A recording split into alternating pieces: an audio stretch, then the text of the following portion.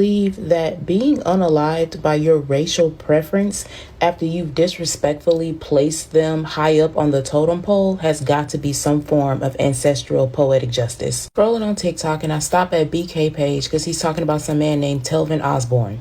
I have no idea who the fuck that is. Apparently, it's this black man who was shot and killed by his white wife in his home, and his brother is on Facebook upset with black people because he feels like we're not riding hard enough for him in his situation. And to be honest with you, I do not give a fuck.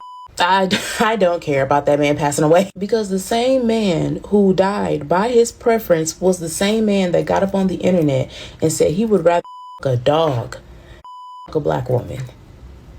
And then to put the icing on top of the cake, he said that the dog would have to be white just to be sure. Like, what? Like, how you expect us to can help and get justice for somebody that was disrespecting us so publicly? Like, the that got to do with us? Go ask your preferred for assistance. I'm pretty sure they'd love to help. Yo, so we back in here for another edition of F-ya-Motha, and it says a Georgia woman unalived her children's father after returning home from the club at 5 a.m. She allegedly attempted to clean her gun in the bedroom and blanked him. Now, she cleaned it all right. She cleaned her gun, cleaned his clock. But as you see in the video before I started talking, he was talking crazy about black women. Now, as much as black women get on my nerves from time to time, I ain't gonna hold you. I'd be lying if I didn't put that little tidbit in there. I'm part of the community, so I'm just expressing how I really fucking feel. They get on my nerves from time to time. However, he went on social media, I think Twitter, and went as far as to say that he'd rather have sex with a dog than a black woman, and it got to be a white dog just in case. Now, for a nigga that's cynical and is known to push the envelope, that's a bit much. That's kind of extreme. Certain things don't need to be vocalized. They don't need to be said, even if that's how you feeling. That was weird. One, I wouldn't have said any sane person is not essaying a dog. I just put that out there. So to say that, like, and then he would get blanked by your preferred choice, like, I don't know where people think like the illicit sympathy is coming from. There's just certain things you just don't say. Like, there's certain things you don't do, like beef with 50 Cent and then die before him, like Irv Gotti. It don't work in your favor. Now, I'm not saying I'm not laughing at Irv Gotti's demise. I'm just saying, bro, like, you gonna go up against this nigga, you gotta be in top tier health, especially when he is. That's off the rails. Going back to the original topic with my man. Yeah, social media has a footprint. That's why I've been very cautious in my critique of black women. I made sure it's not line stepping. Like, I don't step over the line. I may call them black bees and they get on my nerves and yada yada. It's within context. If you have any brain cells, you understand it. You don't trip. I don't say disparaging things about black people on my videos. Now, you may not like some of the shit that I say, and yeah, I point out foolishness and idiocracy, right? That's to be expected.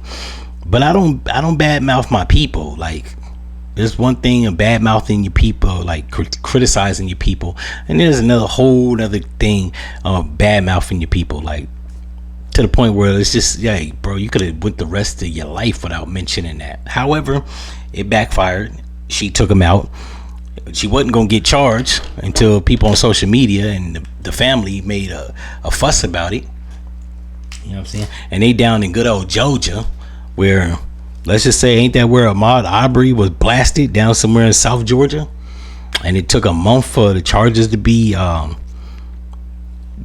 on the dudes that shot him. Like, yeah, so you gotta be cautious. That's why I don't really be too like excited or enthused to mess with clear women. Now, I say clear because YouTube got an algorithm, but yeah, I don't be too enthused and enthralled to like mess. I don't be hyper because of shit like this. One disagreement, you get blamed and nobody get arrested. If that was Shaniqua, everybody would have got locked up. They probably would have picked his body up off the ground, locked him up. So yeah, you gotta be mindful of shit like that. You can't just be, you know what I'm saying, bad mouthing black women. You shouldn't be of any race bad mouthing your women to the point like that, and then something bad happen. It just looks bad. This is irony, and like I said in the previous two videos, like, irony is cool in books and plays, screenwrites and movies and shit like that. It don't work out in real life because it literally puts a mirror up to like what shouldn't have happened but did. And in real life, you don't want irony to play out. That shit is good in Othello, Macbeth, any Shakespeare play, movies, books, all that. In real life, yeah, nah. Irony doesn't work out in your favor, and it actually makes you look stupid after the fact. In any event, if y'all like this episode, you know what to do. YouTube, I did my best to not swear, use a lot of profanity. Lean off my videos. In any event, I'm out.